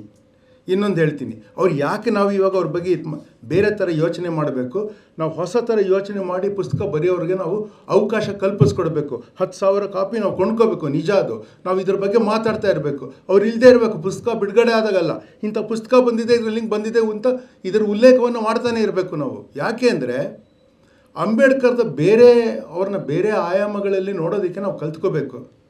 ಅವರು ಲಂಡನ್ ಸ್ಕೂಲ್ ಆಫ್ ಎಕನಾಮಿಕ್ಸಲ್ಲಿ ಇದ್ದಾಗ ಅವರು ಆಗ ದೊಡ್ಡ ಪ್ರಾಬ್ಲಮ್ ಇದ್ದಿದ್ದು ರುಪೀದು ಡಿವ್ಯಾಲ್ಯೂಯೇಷನ್. ಆಗ ನಾನು ಹೇಳ್ತಾ ಇರೋದು ಯಾವಾಗ 1924 ಅವ್ರು ಬರೆದಿದ್ದು ಥೀಸಿಸ್ ಅದು ರುಪಿ ಡಿವ್ಯಾಲ್ಯೂಯೇಷನ್ ಬಗ್ಗೆ. ಮತ್ತು ಗೋಲ್ಡ್ಗೆ ಪೆಗ್ ಮಾಡೋದು ರುಪಿನ ಎಷ್ಟು ಅಪಾಯ ಇದೆ ಅಂತ ಬರೆದಿದ್ರು ಅವರು. ನಾನು ಅದನ್ನು ಓದಿಲ್ಲ, 924 ಪೇಜ್ ಅದು. ಅದನ್ನು ಬರೀತಾ ಅದರ ಅಧ್ಯಯನ ಮಾಡ್ತಾನೆ ಸೈಮಿಲ್ಟೇನಿಯಸ್ಗೆ ಲಾ ಡಿಗ್ರಿ ಮಾಡಿದ್ರು ಅವರು. ಅವರ ಜೀನಿಯಸ್ಸನ್ನು ಮ್ಯಾಚ್ ಮಾಡೋ ಅವರ ವಿದ್ವಂತು, ಅವರ ಶ್ರಮವನ್ನು ಮ್ಯಾಚ್ ಮಾಡೋ ಇಂಟೆಲೆಕ್ಚುಯಲು ಅವ್ರ ಪೀರಿಯಡಲ್ಲಿ ಯಾರೂ ಇಲ್ಲ. He is number 1. He is the most outstanding person in that regard in my opinion. Okay, ಅವ್ರು ಮಾಡಿದ್ದದು. ಅವರು ಅದು ಬರೆದ ಮೇಲೆ ಅವರು ಅದೇನೋ ಒಂದು ಬ್ಯಾಂಕ್ ಮಾಡೋಕ್ಕೆ ಮುಂಚೆ ಒಂದು ಕಮಿಷನ್ ಹಿಂಟನ್ ಕಮಿಷನ್ ಅದೇನೋ ಮಾಡಿದ್ರು. ಅವರೊಂದು ಪುಸ್ತಕ ಬರೆದಿದ್ರು. ಅವ್ರ ಪುಸ್ತಕವನ್ನು ಫಸ್ಟ್ ಮೀಟಿಂಗ್ ಮಾಡಿದಾಗ ಬಂದಿದ್ದ ಎಲ್ಲ ಮೆಂಬರ್ಸು ಅವರ ಪುಸ್ತಕವನ್ನು ಇಟ್ಕೊಂಡು ಮಾಡಿ ಅವರ ಸಲಹೆ ಮೇಲೆ ಅವರ ಐಡಿಯಾಸ್ ತಗೊಂಡು ರಿಸರ್ವ್ ಬ್ಯಾಂಕ್ ಆಫ್ ಇಂಡಿಯಾ ಮಾಡಿದ್ದು, ಫೈನಾನ್ಸ್ ಕಮಿಷನ್ ಮಾಡಿದ್ದು. ಅವರು ಲಾ ಮಿನಿಸ್ಟರ್ ಆಗಿದ್ದಾಗ ಫಸ್ಟ್ ಕ್ಯಾಬಿನೆಟ್ಟಲ್ಲಿ ಇದು ಜಾರಿಗೊಳಿಸಿದ್ರು. ಫೈನಾನ್ಸ್ ಕಮಿಷನ್ ಆ್ಯಂಡ್ RBI ಅವ್ರು ಮಾಡಿದ್ದದು. ಇವಾಗ ಯಾರು ಅವ್ರ ಹೆಸರು ಹೇಳಲ್ಲ, RBI ಮಾಡಿದ್ದೆ ಅವರು. ಆ್ಯಕ್ಚುಲಿ ಅವರು ಜಾತಿ ವಿರುದ್ಧ ಮಾತಾಡಿದ್ದಿದೆಯಲ್ಲ, ಅದು ನನ್ನ ಪ್ರಕಾರ ಅದರಲ್ಲಿ ಫೇಲ್ ಆಗಿದ್ದಾರೆ ಅವರು ಅಂತ. ಅವ್ರನ್ನ ಫೇಲ್ ಮಾಡಿಸಿದ್ದೀವಿ ನಾವು ಅಂತ. ಯಾಕೆಂದರೆ ಅವ್ರ ಅನೈಲೇಷನ್ ಆಫ್ ಕಾಸ್ಟ್ ಅಂದರು. ಕಾಸ್ಟ್ ಬಿಡೋರು ಯಾರು ಕೂತಿರಲ್ಲ ಇಲ್ಲಿ. ಆ ಥರದವ್ರು ಆಗಿದ್ದೀವಿ ನಾವು. We have failed him in that regard. ಬಸವಣ್ಣನ 12ನೇ ಶತಮಾನದಲ್ಲಿ ಹೆಂಗೆ ಫೇಲ್ ಮಾಡಿಸಿದ್ರು, ಆ ಥರ ಅಂಬೇಡ್ಕರ್ನ ಜಾತಿ ವಿಚಾರದಲ್ಲಿ ಫೇಲ್ ಮಾಡಿಸಿದ್ವಿ. ಬೇರೆ ವಿಚಾರದಲ್ಲಿ ನಾವು ಒಪ್ಕೋಬೇಕಾಗಿದೆ ಇವಾಗ. ಅವ್ರು ಇನ್ನೊಂದು ಹೇಳಿದ್ರು, ಈಗ ನೋಡಿ ಬ್ರೆಟನ್ ವುಡ್ಸ್ ಸಿಸ್ಟಮ್ ಅಂತಿದೆ. 1944ರಲ್ಲಿ ಏನು ಮಾಡಿದ್ರು, ನಾನು ಓಪನ್ ಆಗಿ ಹೇಳ್ತೀನಿ, white people sat together and they said, ನೋಡಿ ನಾವು ಡಾಲರ್ನ standard global instrument for trading ಅಂತ ಮಾಡೋಣ, ಬೇರೆ ಕರೆನ್ಸಿಲಿ ಮಾಡೋಂಗಿಲ್ಲ, ಮತ್ತು value of dollar will be pegged to the gold we have in Fort Knox ಅಂತ ಹೇಳಿದ್ರು. ಅದನ್ನು ಅವರೇ ಹೊಡೆದ್ರು. 72ರಲ್ಲಿ ನಿಕ್ಸನ್ ಅದನ್ನ ಬ್ರೇಕ್ ಮಾಡಿದ್ರು. Now it's pegged to the petro dollar. ಅದಕ್ಕೆ ವಾರ್ ಆಗ್ತಾ ಇರೋದು ಇವಾಗ. ಅವ್ರು ಇದರ ಅಪಾಯವನ್ನು ಅವ್ರು ಹೇಳಿದ್ರು. ಅವ್ರು ಆವಾಗ ನಾವು ರುಪಿ ವ್ಯಾಲ್ಯೂಯೇಷನ್ನ ಹೆಂಗೆ ಮಾಡಬೇಕು, ರುಪಿನ ಹೆಂಗೆ ವ್ಯಾಲ್ಯೂಗೆ ಪೆಗ್ ಮಾಡಬೇಕು ಅಂತ ಅವ್ರು ಮಾತಾಡಿದರು. ಆ ಡಿಬೇಟ್ ಮಾಡ್ದೇ ಮಾಡಿದ್ವಿ ನಾವು ಇವಾಗ. ಅವ್ರು ಹೇಳಿದ ಒಂದು ಮಾತು ಕೇಳಿಲ್ಲ. ನಾನು ಲಾಸ್ಟ್ ಒನ್ ಹೇಳಿದಾಗ ಅದು ಸ್ವಲ್ಪ ದೀರ್ಘವಾಗಿ ಹೇಳ್ತೀನಿ, ನಿಮಗೆ ಶಾಕ್ ಆಗುತ್ತದು. ಅವ್ರು ಹೇಳಿದಾಗ ನಾವು ಕೇಳಲಿಲ್ಲ. ಈಗ ಏನಾಗುತ್ತೆ, ಆ ಸಿಸ್ಟಮ್ ಬ್ರೇಕ್ ಆದರೆ ನಾವು ಅದನ್ನು ಬಿಟ್ಟು ನಾಳೆ ಈ ರೆಮ್ನೆಂಬಿಗೆ ನಾವು ಸ್ಲೇವ್ ಆಗಿಬಿಡ್ತೀವಿ ಅಂದರೆ ನಾವೇನು ಮಾಡೋದು? ರುಪಿ ವ್ಯಾಲ್ಯೂಯೇಷನ್ನು ಈಗ ಅಮೇರಿಕಲ್ಲಿ ಡಿಫಿಸಿಟ್ ಇದೆ ಅಂತ ಇಟ್ಕೊಳ್ಳಿ. ನಿಮ್ಮ ಆದಾಯ ಇಷ್ಟಿದೆ, ಆಯಿತಾ, ನಿಮ್ಮ ಖರ್ಚು ಇಷ್ಟಿದೆ, ಬ್ಯಾಲೆನ್ಸನ್ನು ಪೇ ಮಾಡಬೇಕಲ್ಲ. ಆ ಬ್ಯಾಲೆನ್ಸ್ ಪೇ ಮಾಡೋದಕ್ಕೆ ಸುಮ್ಮನೆ ನೋಟ್ ಪ್ರಿಂಟ್ ಮಾಡ್ತಾರೆ ಅಷ್ಟೇ ಅವರು. ನಾವು ಮಾಡೋಕ್ಕಾಗಲ್ಲ ಸುಮ್ಮನೆ ನೋಟ್ ಪ್ರಿಂಟು. ಯಾಕೆಂದರೆ ನಾವು ಡಾಲರಲ್ಲಿ ಪೇ ಮಾಡಬೇಕು. ಅವರು ಬಿಟ್ಟು ಪ್ರಿಂಟ್ ಮಾಡಿರೋದು ಡಾಲರ್ನ ನಾವು 92 ರೂಪಾಯಿ ಕೊಟ್ಟು ತೊಗೋಬೇಕು ನಾವು. ಆ್ಯಂಡ್ ಅದರಿಂದ ಆಯಿಲಿಗೆ ಪೇ ಮಾಡಬೇಕು. ಅದಕ್ಕೆ ಅವರು ಅದು ಸ್ಟ್ರೇಟ್ ಆಫ್ ಹಾರ್ಮಸ್ನ ಕ್ಯಾಪ್ಚರ್ ಮಾಡೋದಕ್ಕೆ ಹೋಗ್ತಾ ಇರೋದು. ಯಾಕೆಂದರೆ ಚೈನಾಗೆ ಆಯಿಲ್ ಹೋಗಬಾರ್ದು, ಈ ಥರದ್ದು ಏನೇನೋ ಗ್ಲೋಬಲ್ ಪಾಲಿಟಿಕ್ಸ್ ನಡೀತಾ ಇದೆ. ಇದರ ಬಗ್ಗೆ ಎಚ್ಚರಿಕೆ ಇದ್ದಿದ್ದು ಅವರೊಬ್ಬರಿಗೆ. ಅವಾಗ ಇಂಟರ್ನ್ಯಾಷನಲ್ಲಾಗಿ ಯೋಚನೆ ಮಾಡೋಕ್ಕೆ ಬರ್ತಾ ಇದ್ದದ್ದು ಅವರೊಬ್ಬರಿಗೆ. ಈಗ ಲಾಸ್ಟ್ ಒನ್ ಹೇಳ್ತೀನಿ ನೋಡಿ. ನಾನು ಆಮೇಲೆ ಸ್ಪೆಸಿಫಿಕ್ಕಾಗಿ ಸುಧಾಕರ್ ಅವ್ರ ಬಗ್ಗೆ, ಹೊಸಳ್ಳಿ ಅವ್ರ ಬಗ್ಗೆ ಬರ್ತೀನಿ. ಲಾಸ್ಟ್ ಒನ್ ಏನಂದರೆ, ಅವ್ರು ಹೇಳಿದ್ರು ಈ ಥಾಟ್ಸ್ ಆನ್ ಲಿಂಗ್ವಿಸ್ಟಿಕ್ ಸ್ಟೇಟ್ಸ್ ಅವ್ರು ಏನಂದ್ರು, ಅವರು ಮಾಡಬೇಡಿ ಇದನ್ನು, ಇದು ಅಪಾಯ ಇದೆ ನೀವು ಮಾಡ್ತಾ ಇರೋದು. ಎಷ್ಟು ಸಿಂಪಲ್ ಸೆಂಟೆನ್ಸಲ್ಲಿ ಹೇಳಿದ್ರು ಅವರು ಅಂದರೆ, don't look at the language and make A state and find the language ಅಂತಂದರು. ಯಾಕಂಗಂದ್ರು ಅಂದರೆ, ಈಕ್ವಿಟಬಲ್ ರಿಸೋರ್ಸಸ್ ಇವ್ರಿಗಿನ ಈಗ 22 ವೆಸ್ಟ್ ಫ್ಲೋಯಿಂಗ್ ರಿವರ್ಸ್ ಇದೆ ಕರ್ನಾಟಕಲ್ಲಿ, ಆಯಿತಾ? ಆ ರಿವರ್ಸ್ನ ಶೇರ್ ಮಾಡೋ ಥರ 3 ಸ್ಟೇಟ್ ಮಾಡ್ಕೋಬೋದಾಗಿತ್ತು, ಎಲ್ಲರಿಗೂ ವಾಟರ್ ಸಿಗೋದು. ಆ ಥರದ ಆಲೋಚನೆಯಲ್ಲಿ ನೀವು ಮಾಡಿ ಸ್ಟೇಟ್ಸ್ನ ಅಂತಂದ್ರು ಅವರು. No state should have a population more than 2 crores. ಮಹಾರಾಷ್ಟ್ರದಲ್ಲಿ ಇದ್ದಿದ್ದರಿಂದ ಅವ್ರು ಹೇಳಿದ್ರು, ಮಹಾರಾಷ್ಟ್ರನೇ 4 ಸ್ಟೇಟಾಗೆ ಮಾಡಿಬಿಡೋಣ ಇವಾಗಲೇ ಅಂತ ಹೇಳಿದ್ರು. ಲಿಂಗ್ವಿಸ್ಟಿಕ್ ಸ್ಟೇಟ್ಸ್ ಮಾಡಬೇಡಿ ಅಂದರು, ನೀವು ಅಂದ್ಕೊಂಡಿರೋ ರೀತಿಯಲ್ಲಿ. ಯಾಕೆ, ಏನಾಗುತ್ತೆ ಲಿಂಗ್ವಿಸ್ಟಿಕ್ ಸ್ಟೇಟ್ಸ್ ಅಂದರೆ, ನೀವು ಕೂತಿರೋರು ಎಲ್ಲರಿಗೂ ಏನೇನೋ ಮದರ್ ಟಂಗ್ ಇರುತ್ತೆ. ಇಲ್ಲಿ 100 ಜನ ಕೂತ್ಕೊಂಡಿದ್ದೀರಾ, ನನ್ನ ಪ್ರಕಾರ 100 ಜನದಲ್ಲಿ ಒಂದು easily you will find 15 mother tongue. ಇವಾಗ ಮದರ್ ಟಂಗ್ನ ಫಂಡಮೆಂಟಲ್ ರೈಟ್ ಅಂತ ಕಾನ್ಸ್ಟಿಟ್ಯೂಷನಲ್ಲಿ ಮಾಡಿ, ನೀವು ಸ್ಟೇಟ್ ಲ್ಯಾಂಗ್ವೇಜ್ ಅಂತ ಇನ್ನೊಂದು ಮಾಡಿ, ನ್ಯಾಷನಲ್ ಅಫಿಷಿಯಲ್ ಲ್ಯಾಂಗ್ವೇಜ್ ಅಂತ ಇನ್ನೊಂದು ಮಾಡಿ, ಕನ್ಫ್ಯೂಷನ್ ಬರುತ್ತೋ ಇಲ್ಲೋ? ಈಗಲೂ ಬಗೆಹರಿಸೋಕ್ಕಾಗಿಲ್ಲ ಅದನ್ನು. ಅವ್ರು ಹೇಳಿದ್ರು ಇದನ್ನ ಮಾಡಬೇಡಿ ಅಂತ. Find a state rationally, limited population, ಅದಕ್ಕೊಂದು ಲ್ಯಾಂಗ್ವೇಜ್ ಒಫಿಷಿಯಲ್ ಅಂತ ಸುಮಾರು ಒಪ್ಕೊಳ್ಳೋ ಥರದ್ದು ಮಾಡಿ, ಅದನ್ನು ಸ್ವಲ್ಪ that will be the state language. ಅದು ಮೀಡಿಯಮ್ ಆಫ್ ಇನ್ಸ್ಟ್ರಕ್ಷನಲ್ಲಿ ಅದರಲ್ಲಿ ಆಗುತ್ತೆ. ಈ ಮದರ್ ಟಂಗ್ ಎಲ್ಲ ಮಾತಾಡೋಕ್ಕೆ ಬರ್ತಾ ಇರಲಿಲ್ಲ ಅವಾಗ, ಅವ್ರ ಮಾತು ಯಾರೂ ಕೇಳಲಿಲ್ಲ. ಇವಾಗ ನೋಡಿ ಎಂಥ ಕಷ್ಟಕ್ಕೆ ಬೀಳ್ತೀವಿ. I will tell you what will happen ನಾವು. 1976 ನಾವು ಡಿಲಿಮಿಟೇಷನ್ ಮಾಡಬೇಕಾಗಿತ್ತು. ಡಿಲಿಮಿಟೇಷನ್ ಅಂದರೆ ಏನಂದರೆ, ನಾವು ಪಾರ್ಲಿಮೆಂಟಿಗೆ ಎಷ್ಟು ಜನನ ಕಳಿಸ್ತೀವೋ, ಅಸೆಂಬ್ಲಿಗೆ ಎಷ್ಟು ಜನನ ಕಳಿಸ್ತೀವೋ, ಆ ಕ್ಷೇತ್ರಗಳು ಏನು, ಅದರ ಬೌಂಡ್ರಿ ಏನು, ಇದನ್ನು ಮಾಡಬೇಕು ನಾವು. ಇದನ್ನು ಮಾಡಿದಾಗ ನಮ್ಮ ಆರ್ಟಿಕಲ್ 14 ಇದೆ, every vote should have the same value with exceptions ಏನಂದರೆ, ಒಂದು ಐಲ್ಯಾಂಡಲ್ಲಿ ಇರ್ತಾರೆ, ಅಷ್ಟೇ ಜನ ಇರ್ತಾರೆ, ಅದಕ್ಕೆ ರೆಪ್ರೆಸೆಂಟೇಟಿವ್ ಇದ್ದಾಗ ಅವ್ರಿಗೆ ತುಂಬ ಕಮ್ಮಿ ಪಾಪ್ಯುಲೇಷನ್ ಇದ್ದರೂ ಅದಕ್ಕೆ ಒಬ್ಬ MP ಇರ್ತಾನೆ, ಈ ಥರದ್ದು ಆಗ್ಬೋದು. ಆ ಥರ ಎಕ್ಸೆಪ್ಷನಲ್ ಒಂದು ಹಿಲ್ ಸ್ಟೇಟು, ಐಲ್ಯಾಂಡು ಬಿಟ್ಟರೆ ಮಿಕ್ಕಿದವ್ರದ್ದು same 1 vote should have the same value for all. ಅಂದರೆ ಇಷ್ಟು ಜನಕ್ಕೆ ಒಬ್ಬ MP ಇರಬೇಕು, ಒಬ್ಬ ಪ್ರತಿನಿಧಿ ಇರಬೇಕು, ಒಬ್ಬ ಜನಪ್ರತಿನಿಧಿ ಇರಬೇಕು. ಪಾರ್ಲಿಮೆಂಟ್ ಅಂದರೆ MP, ಇಲ್ಲಿ ಆದರೆ ನಮ್ಮೊಬ್ಬ ಶಾಸಕ ಇರಬೇಕು. ಇದು ಐಡಿಯಾ ಡಿಲಿಮಿಟೇಷನ್ದು. 76 ಎಮರ್ಜೆನ್ಸಿ ಇತ್ತು, ಇವ್ರು ಹೇಳಿದ್ರಲ್ಲ, 42nd ಅಮೆಂಡ್ಮೆಂಟ್ ಮಾಡಿ ಆ Indira Gandhi 2/3 of the constitution she changed. ಇವರು ನಮ್ಮ LK ಅದ್ವಾನಿ ಹೇಳಿದ್ರು ಜರ್ನಲಿಸ್ಟ್ಗೆ, when you are asked to bend you crawled ಅಂತ ಹೇಳಿದ್ರು. What did the judiciary do? Object neglect of their responsibility, shameful. ಆಮೇಲೆ ತುಂಬ ರೆಸ್ಟೋರ್ ಮಾಡಿದ್ರು 43rd ಅಮೆಂಡ್ಮೆಂಟಲ್ಲಿ, but that done the damage already. ಈ ಸೋಷಲಿಸ್ಟ್ ಮತ್ತು ಸೆಕ್ಯುಲರ್ ರೆಸ್ಟೋರ್ ಮಾಡಲಿಲ್ಲ, totally irrational. The state allows you from article 25, state ಅಂದರೆ the nation allows you from article 25 to practise any religion. ಅಷ್ಟೇ ಅಲ್ಲ, ಎಷ್ಟು ಫ್ರೀ ಇದೆ ಅದು ಅಂದರೆ, ನಿಮ್ಮ ಇಷ್ಟ ಬಂದಿದ್ದು ನಿಮ್ಮ ಫೇತ್ ಇಟ್ಕೋಬೋದು, ನೀವು ಪ್ರಚಾರ ಮಾಡ್ಬೋದು, ಅದು ನಿಮ್ಮ ಹಕ್ಕಿದೆ. ನೀವು ಭಾರತೀಯ ನಾಗರಿಕ ಆಗಬೇಕಾಗಿಲ್ಲ ಪ್ರಚಾರ ಮಾಡೋಕ್ಕೆ ಬಂದರೆ, ಇಲ್ಲಿ ಅಷ್ಟು ಫ್ರೀಡಮ್ ಇದೆ. ಅದು ಸೆಕ್ಯುಲರ್ ಆಗಿರೋದು ಯಾರನ್ನ ಕೇಳ್ತಿದ್ದೀರಾ? Actually it's for the state to be secular, not for the citizen to be secular. It's a stupid thing in the preamble. ಮತ್ತು ಸೋಷಲಿಸ್ಟ್ ಅಂದರೆ ಏನರ್ಥ? You are allowed to earn money. If you pay taxes, you are allowed to keep that money. Socialist ಅಂದರೆ ಯಾರಿಗೆ ಹೇಳ್ತಿದ್ದೀರಾ ನೀವು? It's a stupid thing. ಅಂದರೆ ಅದಿದೆ, ಅದು ಈಗಲೂ. ಇವಾಗ ಅದನ್ನ ತೆಗೀರಿ ಅಂತ ಹೇಳಿದ್ರೆ ನೀವು ಲೆಫ್ಟ್ ವಿಂಗು ರೈಟ್ ವಿಂಗ್ ಅಂತ ಗೊತ್ತಾದರೆ ಅಷ್ಟಕ್ಕೆ ತಂದು ಇಟ್ಬಿಟ್ಟಿದ್ದಾರೆ ಲೆಫ್ಟ್ ರೈಟು ಅನ್ನೋದು. ಈಗ ಕಮ್ಯುನಿಸ್ಟ್ ಶತ್ರು ಅಂತ ಅವ್ರು ಹೇಳಿದ ನಿಜ. ಅವ್ರು ಹೇಳಿದ್ದೇನೆಂದರೆ, ಕಮ್ಯುನಿಸ್ಟ್ ಶತ್ರು ಅಂದರೆ ಹಂಗಾರೆ ನಾವು ಕ್ಯಾಪಿಟಲಿಸ್ಟ್ ಅಂತ ಅಲ್ಲಿ ಅರ್ಥ ಅಲ್ಲ. ಅವ್ರು ಕ್ಯಾಪಿಟಲಿಸಮ್ನೂ ಬೈದ್ರವರು. ಅವ್ರದ್ದು 2 ಎಕ್ಸಾಂಪಲ್ ಹೇಳ್ತೀನಿ, ಚಿಕ್ಕದು. ಸ್ಮಾಲ್ ಆ್ಯಂಡ್ ಮಾರ್ಜಿನಲ್ ಹೋಲ್ಡಿಂಗ್ಸ್ ಅಂತ ಒಂದು ಪುಸ್ತಕ ಬರೆದ್ರು, ಆಯಿತಾ? ಮನೋದಾಗ ಇಂಥ ಹೊತ್ತಿಗೆ ಅದು ಬ್ಯೂಟಿಫುಲ್. ಅವರೇನಂದರು, ಒಬ್ಬ ರೈತ ಇರ್ತಾನೆ, ಒಂದು ರೈತ ಕುಟುಂಬದಲ್ಲಿ. ಅವನು ಹೋದಾಗ ಆ ರೈತ ಪಾಲು ಮಾಡಬೇಕು ಭೂಮಿನ. ಎಷ್ಟು ಜನ ಮಕ್ಕಳಿರೋದು ಅಷ್ಟು ಜನಕ್ಕೆ ಹೋಗುತ್ತದು. ಆಯಿತಾ. ಈಗಿರೋ ಕಾನೂನು ಪ್ರಕಾರ ಹೆಂಡತಿಗೂ ಹೋಗುತ್ತೆ, ಮಕ್ಕಳಿಗೂ ಹೋಗುತ್ತೆ ಒಂದು ಪಾಲು, ಎಲ್ಲರಿಗೂ ಒಂದು ಪಾಲು ಹೋಗುತ್ತೆ. ಲ್ಯಾಂಡ್ ಫ್ರ್ಯಾಗ್ಮೆಂಟ್ ಆಗ್ತಾನೇ ಹೋಗುತ್ತೆ. ಒಂದು ಪಾಯಿಂಟಲ್ಲಿ ಒಂದು ಆಪ್ಟಿಮಲ್ ಪಾಯಿಂಟ್ ಬಂದು ಅದರಿಂದ ಕೆಳಗೋದ್ರೆ ಅದರಿಂದ ನೀವು ಪ್ರೊಡಕ್ಟಿವ್ ನೀವು ಕೃಷಿ ಮಾಡೋದಕ್ಕೆ ಆಗೋದಿಲ್ಲ ನಿಮಗೆ, ಆಯಿತಾ. ಆದರೆ ಏನು ಮಾಡ್ತೀರಾ ನೀವು ಹಂಗಾರೆ? What will you do?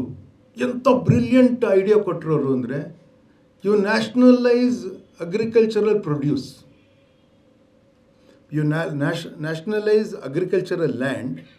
ಅಂದರೆ ರೈತರಿಂದ ಲ್ಯಾಂಡ್ ಕಿತ್ಕೋಬೇಡಿ, ಟೈಟಲ್ ಅವ್ರ ಹತ್ರನೇ ಇರುತ್ತೆ. You nationalise land, plan agricultural produce. ಇಂಥ ದೇಶ, ಇಂಥ ಸಾಯಿಲಲ್ಲಿ ಏನು ಬೆಳಿಬೋದು, ನಮಗೆ ಎಷ್ಟು ನ್ಯೂಟ್ರಿಷನ್ ಬೇಕು, ಪ್ರೋಟೀನ್ ಎಷ್ಟು ಬೇಕು, ಫ್ಯಾಟ್ ಎಷ್ಟು ಬೇಕು, ಈ ಥರದ್ದು ಪ್ಲ್ಯಾನ್ ಮಾಡಿ ಅದನ್ನು ಮಾಡಿ ನಾವು ಅವ್ರು ಯಾವಾಗಲೂ ಟು ಎ ರೀಸನಬಲ್ ಪೀರಿಯಡ್. ಅವ್ರು ಹಂಗೆ ಈವನ್ ನಿಮ್ಮ ಆರ್ಟಿಕಲ್ 33 ನೀವು ಯೂನಿಫಾರ್ಮ್ ಸಿವಿಲ್ ಕೋಡ್ ಅಂದರೆ the state shall endeavour to implement uniform civil code whenever possible. ತುಂಬ ರ್ಯಾಷನಲ್ ಆಗಿರೋರು ಅವ್ರು ಹೇಳಿದ್ರು ನಾವು ನ್ಯಾಷನಲೈಸ್ ಮಾಡಲಿಲ್ಲ. He said nationalise industry, we will decide, not depend on private players in the beginning, we'll decide what the nation needs to. ಮತ್ತು ಒಂದು ಸ್ವಲ್ಪ ಮಟ್ಟಿಗೆ ಮಾಡಿದ್ರು, ಬಟ್ ಮಾಡಿದಾಗ ಸೋವಿಯಟ್ ಮಾಡೆಲ್ನ ಕಾಪಿ ಮಾಡಿಬಿಟ್ರು. ನೋಡಿ, ನಾನು ನೆಹರು ಅವ್ರನ್ನ ಯಾರಪ್ಪ ಅವ್ರನ್ನ ಕ್ರಿಟಿಸೈಸ್ ಮಾಡಲ್ಲ, ಅಂದರೆ ಅವ್ರ ಮಾತು ಅವ್ರು ಕೇಳಲಿಲ್ಲ ಅನ್ನೋದು ಸರಿ. ಅವ್ರು ಅವತ್ತಿಟ್ಟು ಅಂಬೇಡ್ಕರಲ್ಲಿ ನನಗೆ ತುಂಬ ಶಾಕ್. ನಮಗೇನು ಗೊತ್ತೇ ಇರಲಿಲ್ವಲ್ಲ ಇದೆಲ್ಲ. ಅವರು ಚುನಾವಣೆಗೆ ನಿಂತ್ಕೊಳ್ತೀನಿ, ಅವರು ಕಾಂಗ್ರೆಸ್ ಪಕ್ಷವನ್ನು ಸೇರಲೇ ಇಲ್ಲ. ಅವರು ನೀವು ಅವ್ರ ಹಿಂದೂ ಸಮಾಜವನ್ನು ನಿಂದನೆ ಮಾಡ್ತಾ ಇದ್ದು ಅಂದರೆ ನಾವು ಮಾಡ್ತೀವಿ ರೀ. ಎಲ್ಲ ಲ್ಯಾಂಡ್ ಗ್ರಾಬರ್ಸ್ ಇದ್ದಾರೆ ಕೆಲವರು, ಅದರಲ್ಲೆಲ್ಲ ನಾವು ಯಾರು ಹೆಸರು ಹೇಳ್ಬಾರ್ದು. ಅಂದರೆ ನೋಡಿ, ನಾವು ಬೈತಾ ಇರ್ತೀವಿ, ಏನದು ವಿಶೇಷ ಅಲ್ಲ ಅದು ಬೈಯೋದು. ಅವರು ಹಿಂದೂಸು ಅಂದರೆ ಎಲ್ಲ ಹಿಂದೂಸನ್ನು ಬೈತಾ ಇರಲಿಲ್ಲ. ನಾನು ಹಿಂದೂ ಅಂತಲೇ ಬೈತಾ ಇದ್ದಿದ್ದವರು, ನಾನು ಹಿಂದಿ ಆಗೋದು ಸರಿ ಇಲ್ಲ ಅಂತ ಬೈತಾ ಇದ್ದಿದ್ದವರು. ನಾವು ಬೈಬೋದು, ನಮಗೆ ಹಕ್ಕಿದೆ ಬೈಯೋದಕ್ಕೆ. ಬೇರೆಯವ್ರಿಗೆ ಹಕ್ಕಿಲ್ಲ ಬೈಯೋದಕ್ಕೆ ಅವ್ರದ್ದನ್ನು ಏನು ತಿದ್ದಿದ್ದೀರಾ ನೀವು ಬೇರೆಯವ್ರದನ್ನು? ಒಂದು ಕಾನ್ಸ್ಟಿಟ್ಯೂಷನಲ್ಲಿ ಇರೋದಕ್ಕಿಂತ ನಿಮ್ಮ ಲಾ ಬುಕ್ಸಲ್ಲಿ ಇರೋದಕ್ಕಿಂತ ಇನ್ನೊಂದು ಲಾ ಇದೆ ಅಂತ ಶರಿಯತ್ ಇದೆ. ಏನು ರೀ ಅರ್ಥ ಇದು? ಮೈನಾರಿಟೀಸ್ನ ಡಿಫೈನ್ ಮಾಡಿದ್ದಾರೆ ಕಾನ್ಸ್ಟಿಟ್ಯೂಷನಲ್ಲಿ, ಕೇಳಿ ಇವ್ರನ್ನ. ಮಾಡಿದ್ದಾರೆ ಸರ್, ನೀವು ಹೇಳಿ ಸರ್, ಎಲ್ಲಿ ಮಾಡಿದ್ದಾರೆ? ಮೈನಾರಿಟೀಸ್ನ ಡಿಫೈನ್ ಮಾಡಿಲ್ಲ ಅವರು. ಮೈನಾರಿಟೀಸ್ ರಿಲಿಜಿಯಸ್ ಮೈನಾರಿಟೀಸ್ ಅಂತ ಅಂಬೇಡ್ಕರ್ ಕಾನ್ಸ್ಟಿಟ್ಯೂಷನಲ್ಲಿ ಇಲ್ಲ. ಅದು ಇವ್ರು ಮಾಡ್ಕೊಂಡಿರೋದು ಅದೆಲ್ಲ. ಇವಾಗ ಎಂಥ ಸ್ಥಿತಿಗೆ ಬಂದಿದ್ದೀವಿ ನಾವು ಅಂದರೆ, ಈಗ ಈ ವರ್ಷ ಫೆಬ್ರವರಿಯಿಂದ ಹೌಸಿಂಗ್ ಸೆನ್ಸಸ್ ನಡೀತಾ ಇದೆ. ಅಂದರೆ ಈ ದೇಶದಲ್ಲಿ ಎಷ್ಟು ಮನೆಗಳಿದೆ ಅನ್ನೋದು ಸೆನ್ಸಸ್ ನಡೀತಾ ಇದೆ. ಮುಂದಿನ ವರ್ಷ, ಯಾಕೆಂದರೆ 76 ಎಮರ್ಜೆನ್ಸಿ ಇದ್ದಾಗ ಅವರು ಡಿಲಿಮಿಟೇಷನ್ ಮಾಡಲಿಲ್ಲ. ಆಮೇಲೆ ವಾಜಪೇಯಿ ಅವರು 28 ಜನ ಪಕ್ಷಿಗಳ ಸಪೋರ್ಟ್ ಇಟ್ಕೊಂಡಿದ್ದರು, ಅವ್ರಿಗೆ ಮಾಡೋಕ್ಕೆ ಧೈರ್ಯ ಮಾಡಲಿಲ್ಲ, ಆವಾಗೂ ಮಾಡಲಿಲ್ಲ. 50 ವರ್ಷ ಆಗಿದೆ ನಾವು ಡಿಲಿಮಿಟೇಷನ್ ಮಾಡಲಿ, ಈಗ ಮಾಡಲೇಬೇಕು. ಮತ್ತು ಮಾಡ್ತೀನಿ ಅಂತ ನರೇಂದ್ರ ಮೋದಿ ಅವರು ಹೇಳಿದ್ದಾರೆ. ಸೆನ್ಸಸ್ 21ರಲ್ಲಿ ಮಾಡಬೇಕಾಗಿತ್ತು, ಮಾಡಿಲ್ಲ. ಇವಾಗ ಸೆನ್ಸಸ್ಸನ್ನು ಕೋವಿಡ್ ಹಂಗೆ ಮಾಡಲಿಲ್ಲ, ಇವಾಗ ಮಾಡ್ತೀವಿ. March 1 tentative date 2027 census, national census ಶುರು ಆಗುತ್ತೆ. ಸೆನ್ಸಸ್ ಆಗಿದ್ದ ನೆಕ್ಸ್ಟ್ ಇಯರು ಡಿಲಿಮಿಟೇಷನ್ ಪ್ರೊಸೆಸ್ ಶುರು ಆಗಬೇಕು. ಒಂದು 3, 4, 5 ವರ್ಷ ಆಗ್ಬೋದು, ಮ್ಯಾಕ್ಸಿಮಮ್ 3-4 ವರ್ಷ ಆಗ್ಬೋದು. ಇವಾಗೆಲ್ಲ ಎಲ್ಲ ಇರುತ್ತೆ, ಭಾಳ ಫಾಸ್ಟಾಗಿ ಕಂಪ್ಯೂಟ್ ಮಾಡ್ತಾರೆ. ಇವರೆಲ್ಲ ಕೋರ್ಟ್ಗೆ ಹೋಗಿ ಕೇಸ್ ಹಾಕಿ ಅದನ್ನು ಹ್ಯಾಕ್ ಮಾಡಿಬಿಟ್ಟಿದ್ದಾರೆ ಎಲ್ಲ ಹೇಳ್ತಾರೆ, ಅದೆಲ್ಲ ನಡೆಯುತ್ತೆ. ಅಂದರೂ ಅದರಿಂದ 1 ವರ್ಷ ಜಾಸ್ತಿ ಡ್ರ್ಯಾಗ್ ಆಗ್ಬೋದು, ಬಟ್ ಮಾಡ್ತಾರೆ, ಮುಗಿಸ್ತಾರೆ. ಅದು ಇಲ್ಲಿವರೆಗೂ ಏನು ಮಾಡಿದ್ವಿ ನಾವು ಡಿಲಿಮಿಟೇಷನ್ ಆದಾಗ, ಕುಲ್ದೀಪ್ ಸಿಂಗ್ ಕಮಿಷನ್ ಇದ್ದಾಗ. ಇದು ನೋಡಿ ಬೋರಿಂಗ್ ಆಗಿರುತ್ತೆ, ಸ್ವಲ್ಪ ಕೇಳಿಸ್ಕೊಳ್ಳಿ, ನಮ್ಗೆ ಎಷ್ಟು ಕಷ್ಟ ಇದೆ ಹೇಳ್ತೀನಿ. ಇದು ಮಾಡಿದಾಗ ಏನಾಗುತ್ತೆ, ಇವಾಗ ನಮ್ಮ ದೇವೇಗೌಡರು ಹೇಳಿದ್ರು ಕುಲ್ದೀಪ್ ಸಿಂಗ್ಗೆ, ನಾವು ಸೌತಲ್ಲಿ ಡಿಸಿಪ್ಲಿನನ್ನು ಕಾಪಾಡ್ಕೊಂಡು ಬಂದಿದ್ದೀವಿ ಅಂತ, ನಮಗೆ ನೀವು ಸೀಟ್ ಕಮ್ಮಿ ಮಾಡಿ ಅವ್ರ ಪಾಪ್ಯುಲೇಷನ್ ಪ್ರಕಾರ ಅವರಿಗೆ ಕೊಡ್ತೀನಿ ಅಂದರೆ ಅವ್ರಿಗೆ ನೀವು ರಿವಾರ್ಡ್ ಮಾಡ್ತೀರಾ ನೀವು? ನೋಡಿ, ನಮ್ಮ ಪಾಪ್ಯುಲೇಷನ್ ರಿಪ್ಲೇಸ್ಮೆಂಟ್ ರೇಟ್ ಏನಿರಬೇಕಂದ್ರೆ, ತಂದೆ ತಾಯಿ ಅವ್ರಿಗೆ 2.4 ಚಿಲ್ಡ್ರನ್ ಇರಬೇಕು ಇಂಡಿಯಾಲಿ. ಯಾವಾಗ ಮಾಲ್ನ್ಯೂಟ್ರಿಷನ್ನು ಅವೆಲ್ಲ ಇರೋದ್ರಿಂದ ಈಗ ಸ್ವಲ್ಪ ಕಮ್ಮಿ ಆಗಿರ್ಬೋದು. Global average 2.1. ಇಬ್ಬರಿದ್ದರೆ ಅವ್ರಿಗೆ 2.1 ರಿಪ್ಲೇಸ್ಮೆಂಟ್ ಇರಬೇಕು ಸ್ಟೇಬಲ್ ಪಾಪ್ಯುಲೇಷನ್ಗೆ. ಸೌತ್ ಇಂಡಿಯಾಲಿ 1.7 ಆಗಿದೆ. ಆ್ಯಂಡ್ ಈಗ ನಾವು ಲೇಟೆಸ್ಟ್ ನೋಡಿ, ಇಲ್ಲಿ ಇನ್ನೂ ಕಮ್ಮಿ ಆಗಿರ್ಬೋದು. ಇವಾಗ ನಮ್ಮದು ಯುರೋಪಿಯನ್ ಲೆವೆಲ್ ರಿಪ್ಲೇಸ್ಮೆಂಟ್ ರೇಟ್ ಆಗಿದೆ ಸೌತ್ ಇಂಡಿಯಾಗೆ. 120 ಸೀಟ್ಸ್ ಅಷ್ಟೇ ಇರುತ್ತೆ ನಮಗೆ ಪಾರ್ಲಿಮೆಂಟಲ್ಲಿ ಇವಾಗ, 5 ಸೌತ್ ಸ್ಟೇಟು ಇಟ್ಕೊಂಡು. ಇನ್ನು ಮಿಕ್ಕಿದ್ದ 400 ಚಿಲ್ಲರೆ 420 ಅವ್ರದ್ದಿದೆ. ಓಕೆ. ನಮ್ಮ ಪ್ರಾಬ್ಲಮ್ ಏನಾಗುತ್ತೆ ಈಗ, ಡಿಲಿಮಿಟೇಷನ್ ಮಾಡಿದ್ರೆ ನೀವು ಅಷ್ಟೇ ಇಟ್ಕೊಳ್ತೀರಾ ಅಂತ ಇಟ್ಕೊಳ್ಳಿ. ಇಲ್ಲಿ ಬೆಂಗಳೂರಿನಲ್ಲಿ ನಮ್ಗೆ 16 ಅಸೆಂಬ್ಲಿ ಸೀಟ್ ಇದ್ದಿದ್ದು ಹಿಂಗೆ 28, 32ವರೆಗೂ ಆಗಿದೆ. ಇವಾಗ ಬೇರೆಯವರಿಂದ ಕಿತ್ಕೊಂಡು MP ಸೀಟ್ ಒಂದು ಎಕ್ಸ್ಟ್ರಾ ಬಂದಿದೆ, ಇನ್ನೊಂದು ಬಂದಿದೆ, 4 ಆಯ್ತು ಇವಾಗ ಸುಮಾರು, ಆಯಿತಾ. ಬೇರೆಯವ್ರಿಗೆ ಹೋಗಿ ನಮಗೆ ಬಂದಿರೋದು. ಆ ಸ್ಟೇಟಲ್ಲಿ ಹಂಗೆ ಇಟ್ಕೊಂಡು ಮಾಡಿದ್ದೀವಿ. ಈ ಸತಿ ಹಂಗೆ ಮಾಡ್ತು ಅಂತಂದರೆ ಫುಲ್ ಡಿಲಿಮಿಟೇಷನಲ್ಲಿ ಏನಾಗುತ್ತೆ, ನಮ್ಮ ಸ್ಟೇಟ್ದು, ಕರ್ನಾಟಕ ಸ್ಟೇಟ್ಸ್ದು ಒಂದು 10-12 MP ಸೀಟ್ ಕಮ್ಮಿ ಆಗಿಬಿಡುತ್ತೆ. ಉತ್ತರ ಪ್ರದೇಶದ್ದು 12-16 ಅಷ್ಟು ಜಾಸ್ತಿ ಆಗುತ್ತೆ. ಇಲ್ಲ ನಾವು ಹಂಗೆ ಮಾಡಲ್ಲ, ಪಾಪ್ಯುಲೇಷನ್ ಪ್ರಕಾರ ಇನ್ಕ್ರೀಸ್ ಮಾಡ್ತೀವಿ ಅಂದರೆ 838 ಚೇರ್ ಏನೋ ಇದೆ ಈಗ ಹೊಸ ಪಾರ್ಲಿಮೆಂಟ್ ಬಿಲ್ಡಿಂಗಲ್ಲಿ. 838 ಚೇರ್ ತುಂಬಿಸೋದಕ್ಕೆ ನೀವು ಮಾಡಿದ್ರೆ ಉತ್ತರ ಪ್ರದೇಶ್ ಪಾಪ್ಯುಲೇಷನ್ನು 140, ಅವ್ರದ್ದು MPs 80ರಿಂದ 140, 138 ಆಗ್ಬೋದು. ಮಧ್ಯಪ್ರದೇಶದಂಗೆ ಬಾದು ಅವ್ರದ್ದು 3.3, 2.8 ಎಲ್ಲ ಇತ್ತು ಮೊನ್ನೆವರೆಗೂ ಅವ್ರದ್ದು ಪಾಪ್ಯುಲೇಷನ್ ರಿಪ್ಲೇಸ್ಮೆಂಟ್ ರೇಟ್. ಓಕೆ, ಆವಾಗ ತಮಿಳ್ನಾಡು ಅವರೆಲ್ಲ will become A separate country ಅಂತ ಗಲಾಟೆ ಮಾಡ್ತಾರೆ. ಈಗಾಗಲೇ ಶುರು ಮಾಡಿದ್ದಾರೆ. ಅವ್ರು ಮಾತಾಡ್ತಾ ಇರೋದು ಕೇಳಿಸ್ಕೊಳ್ಳಿ, ಇವಾಗಲೇ ಶುರು ಮಾಡಿದ್ದಾರೆ ಅವರು. ಕೇರಳವ್ರಿಗೆ ಮಾಡ್ತಾರೆ ಅದನ್ನೇ, ಅಲ್ಲಿ ಮಮತಾ ಅವರು ಮಾಡ್ತಾರೆ, ಅವ್ರು ಗೆದ್ದು ಬಂದರೆ ತಿರ್ಗಾ ಬೆಂಗಾಲಲ್ಲಿ ಮಾಡ್ತಾರೆ ಅವರು. ಪಂಜಾಬ್ ಅವ್ರಿಗೂ ಯಾರಿಗೂ ಹಚ್ತಾರೆ ಮಾಡೋದಕ್ಕೆ. ಎಷ್ಟು ಅಪಾಯಕಾರಿಯಾಗಿದೆ. ಮತ್ತು ಅವ್ರು ಬಾಂಗ್ಲಾದೇಶ ಅವರೆಲ್ಲ ಅತಿ ಮಾಡಿದ್ರೆ ನಾರ್ತ್ ಈಸ್ಟಲ್ಲಿ ಯಾರೋ ಶುರು ಮಾಡ್ಬೋದು, ಚೈನಾ, ಮಯನ್ಮಾರ್, ಕುಮ್ಮಕ್ಕಿಂದ ಮಾಡ್ಬೋದು. ಈ ಥರದ ಅಪಾಯ ಇದೆ. ಅವ್ರು ಹೇಳಿದ ಮಾತು ಕೇಳಿದರೆ ಇದೆಲ್ಲ ಆಗ್ತಾ ಇರಲಿಲ್ಲ. ಈಗ ನಾನು ಹೇಳಿದೆ, ನಾವು ಅಟ್ಲೀಸ್ಟ್ ಕರ್ನಾಟಕವನ್ನು ನಾವು 3-4 ಕನ್ನಡ ರಾಜ್ಯಗಳನ್ನು ಮಾಡಿಬಿಡ್ಬೇಕು ನಾವು ಅಂತ ಅಂದೆ. ಅವ್ರು ಯಾರೋ ನನಗೆ ಥ್ರೆಟ್ ಕಳಿಸಿದ್ರು, ನಿನಗೆ ಕಾಯಿಲೆ ಅಂತೆ, ನೀನು ಆಚೆ ಬಾ, ನಿನಗೆ ಮುಖಕ್ಕೆ ಮಸಿಬಿಡಿ. ನಾನು ಹೇಳಿದೆ, ರೀ ನನಗೆ ಜಾಸ್ತಿ ಕಷ್ಟ ಆಗಲ್ಲ ರೀ, ನೀವು ಉದ್ಯೋಗ ಇಲ್ದವ್ರವ್ರು, ನೀವೇ ಯಾವಾಗೆಲ್ಲ ಬರೀತಾ ಇರ್ದಿದ್ದಲ್ಲ, ಉದ್ಯೋಗ ಇಲ್ಲದೆ ಇರೋರು ನಿಮಗೆ ಕೆಲಸ ಸಿಗೋದಿಲ್ಲ ರೀ. ನಿಮಗೆ ಯೋಚನೆ ಮಾಡಿ ಏನಾಗುತ್ತೆ ಅಂತ.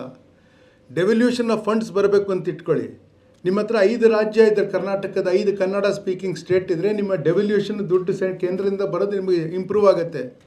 5 ರಾಜ್ಯ ಇದ್ದರೆ 5 ಸಿಟೀಸ್ ಡೆವಲಪ್ ಆಗುತ್ತೆ, ಬರೀ ಬೆಂಗಳೂರಲ್ಲ.